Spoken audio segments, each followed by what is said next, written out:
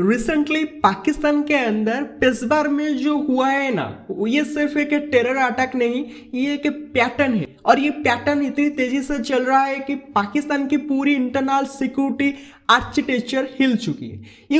आज के टाइम में अगर आप पाकिस्तान के वेस्टर्न बॉर्डर को देखो, पेशवार को देखो, पारामिलिट्री हेडक्वार्टर्स को देखो, आपको लगेगा कि पूरा सिस्टम बिखर चुका है। और जो इस बार अटैक हुआ है वो कोई छोटा ब्लास्ट नहीं था, ये फिदाइन हमला था। कम से कम 3 पाकिस्तान पारामिलिट्री पर्सनल की मौत और 5+ घायल। और ये वो नंबर है जो पाकिस्तान खुद एडमिट कर रहा है। और हम सब जानते हैं कि पाकिस्तान कितनी बार एक्चुअल कैजुअलिटीज छुपाता है, सो रियल डैमेज डेफिनेटली ज्यादा होगा।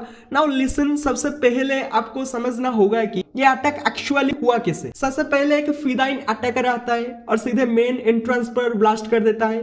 ये अटैक इतना सडन था कि कंपाउंड के अंदर जो सिक्योरिटी पर्सनल थे वो लिटरली कुछ सेकंड्स में न्यूट्रलाइज हो गए। अब जो बाकी के फिदाइन थे वो उससे कंफ्यूजन का फायदा उठाकर सीधे कंपाउंड में घुस जाते हैं। अंदर जाकर वो रैंडम नहीं मारते, उनका टारगेट स्पेसिफिक था, पाकिस्तान पारामिलिट्री कमांड स्ट्रक्चर। और यहाँ पर ये भी इंटरेस्टिंग है, अभी तक किसी भी मिलिटेंट ग्रुप ने रेस्पॉन्सिबिलिटी क्लेम नहीं की। अब जनरली टीटीपी यानी तहरीक-ई-तालिबान पाकिस्तान या आईएसकेपी कुछ ही घंटों में प्रेस स्टेटमेंट डाल देता है, बट इस बार साइलेंस।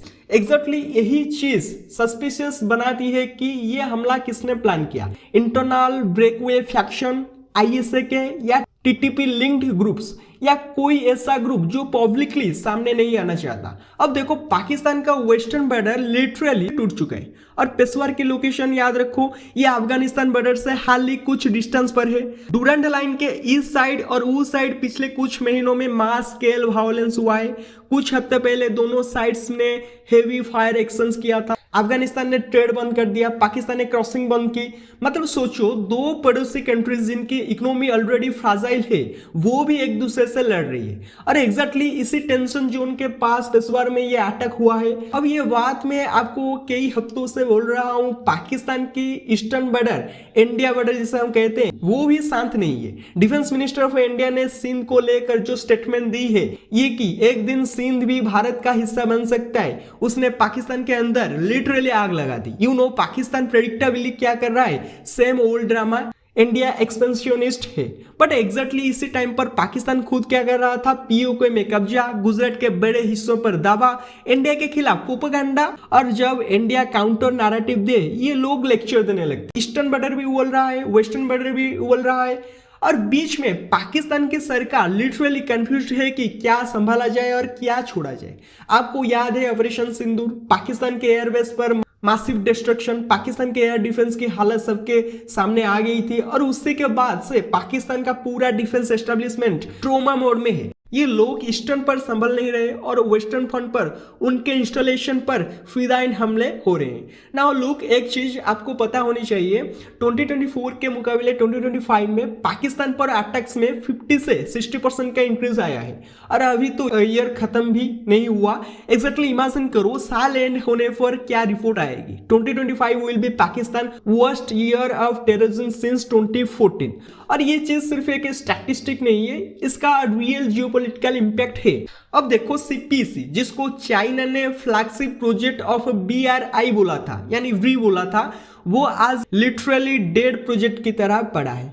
अब कंस्ट्रक्शन मूवमेंट नहीं दिख रही, चाइनीज वर्कर्स नहीं दिखते, कई साइट्स पर प्रोजेक्ट बंद है। आपने आर्टिकल्स भी पढ़े होंगे, CPC is practically over. Gwadar जिसको दुबई 2.0 बोलते थे, वो इकोनॉमिक फेलर बन चुका है। पाकिस्तान इकोनॉमिस्ट ओपनली बोल रहे हैं ये पोर्ट इकोनॉमिकली अनफिजिबल था। 2013 में लॉन्च हुआ, 2026 आने वाला है, जीरो विजिबल आउटकम। अब जो सबसे बड़ी बात है, चाइनीज वर्कर्स की किलिंग्स पाकिस्तान में बनने लगी थी। और एग्जैक्टली इसी वजह से चाइना ने अपना फुट ऑफ द फेडरल कर दिया है। चाइना की इरिटेशन पाकिस्तान से बढ़ रही है। और जो आज फिदाइन हमला हुआ है वो भी उस सेम प्रॉब्लम का हिस्सा है। Pakistan can not secure strategic asset. अब इंटरेस्टिंग ट्विस्ट सुनो, जबकि चाइना पीछे हट रहा है, यूएसए पाकिस्तान में एंट्री कर रहा है। रिसेंटली ये न्यूज आई, US and Pakistan signed a $500 million critical minerals agreement.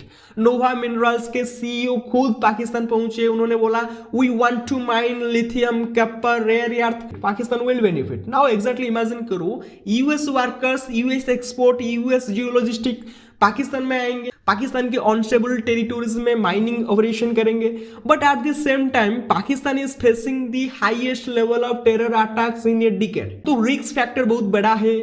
अब यहाँ पर कई लोग एक चीज मिस कर रहे हैं, अगर यूएसए पाकिस्तान में इतना पैसा डाल रहा है, critical mineral mining, economic stability, तो यूएस इवेंचुअली क्या करेगा? काउंटर टेररिज्म सपोर्ट देगा, सेम ओल्ड प्लेबुक जैसा 2001-2010 में हुआ था। पाकिस्तान को कहेगा टेररिज्म से लड़ो, पाकिस्तान बोलेगा हाँ लड़ेंगे बट हमें फंडिंग चाहिए, और वही पैसा कहाँ जाएगा? डिफेंस बजट में, और वही हथियार इवेंचुअली किसके खिलाफ डिप्लॉय होंगे? इंडिया के खिलाफ। एग्जैक्टली ये वो डेंजरियस साइकिल है जो फिर से एक्टिवेट हो सकता है। अब देखो, मैं आपको हमेशा दोनों पर्सपेक्टिव्स देता हूं।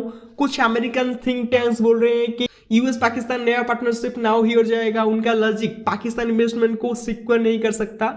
चाइना ऑलरेडी फ्रस्ट्रेटेड है पाकिस्तान से, यूएस भी इवेंचुअली सेटिस्फेक्शन लूज कर देगा।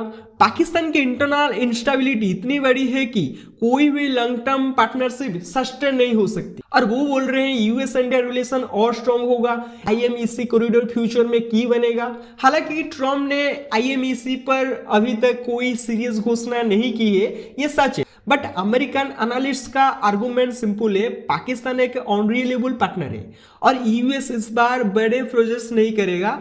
अब ये फाइनल पॉइंट समझो, चाइना पाकिस्तान से फ्रस्ट्रेटेड है, अफगानिस्तान हॉस्टाइल है, इंडिया अग्रेसिव पोस्चर में है, डोमेस्टिक टेररिज्म पीक पर है, सीपीसी डेड है, इकोनॉमी कोलैप्स में है, और इसी केओस के बीच आज का फिदाइन अटैक हुआ है। सो एग्जैक्टली लार्ज पिक्चर क्या है? पाकिस्तान के अंदर अटैक और बढ़ सकते हैं, पाकिस्तान मिलिटरी ओवरस्ट्रेच हो जाएगी, ईस्ट प्लस वेस्ट पर प्रेशर, इकोनॉमिक कोलैप्स डिपेंड होगा, US Pakistan mining project security risk में फंसेंगे, चाइना पाकिस्तान रिलेशनशिप और टेंस। इंडिया इस पूरे केओस को स्ट्रेटेजिकली ऑब्जर्व करेगा और लॉन्ग टर्म में पॉसिबिलिटी है कि पाकिस्तान मल्टीपल फ्रंट्स फेल करेगा। अब मैं आपसे जेन्युइनली पूछना चाहता हूं, आपको क्या लगता है, क्या पाकिस्तान फिर से यूएस फंडिंग यूज करेगा इंडिया के खिलाफ, या यूएस सच में पाकिस्तान को छोड़ देगा जैसा कई एनालिस्ट प्रेडिक्ट कर रहे हैं? सो फ्रेंड्स, आज की पूरी कहानी यही थी। मैं जितने भी अपडेट्स आएंगे, चाहे पाकिस्तान में कुछ और हो, अफगानिस्तान बॉर्डर पर नए क्लासेस हो, या यूएस पाकिस्तान माइनिंग डील्स का स्टेटस बदले, मैं आपको कंस्टेंटली अपडेट करूंगा। Thanks for listening and channel को सब्सक्राइब कीजिए, वीडियो को शेयर कीजिए। Thank you, have a good day. मिलते हैं नेक्स्ट वीडियो में।